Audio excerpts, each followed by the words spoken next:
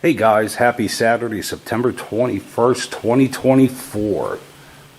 It's time to change the oil in the Ram Rebel 5.7 Hemi. I've done a couple of videos on this using the Shell Rotella T6. It's going to be getting chilly. We've actually had temperatures in the upper 40s at night, so I'm going to stick with the 5W40 and replace the filter, of course, with a Fram titanium. That's my filter of choice. So I just thought that I would mention I've been using this. I think this will be the third, possibly the fourth Rotella oil change.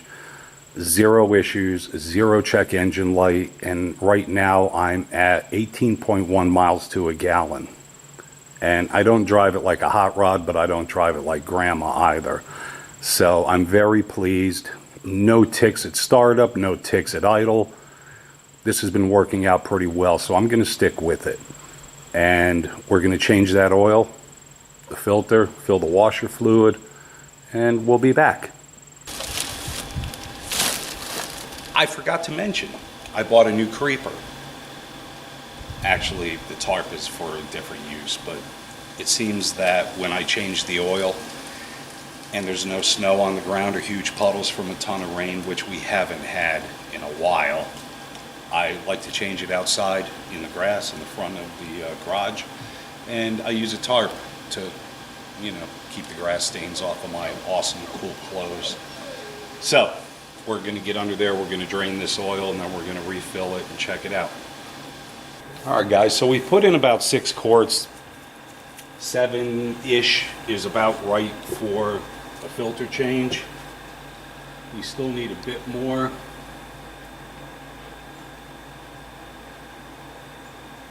And that just might do it. So now we're going to take the funnel out, put a rag under it so it doesn't drip oil all over the place. And then we're going to go start it. But prior to that, I don't fill my oil filters on these newer vehicles because they have what's called a clear flood mode. And you can actually crank the engine around, get oil pressure before you start it. So, let me show you real quick how to do that.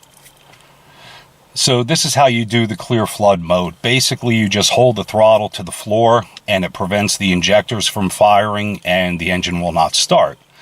Since I've got the push button starter, you need 2 feet, one to hold the brake down to engage a starter and the other one to keep the throttle to the floor so that it just cranks without starting. And I have both of my feet engaged right now, so we'll spin it around and check it out.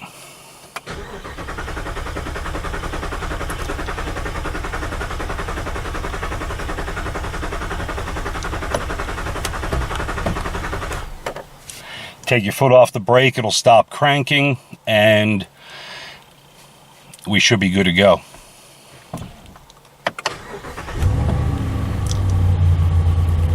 And there we have it. So we'll let it run for a second or two, and then we're going to go check the oil level and adjust as necessary. All right, let's go check our oil level, check for leaks, and we should be all good to go and done.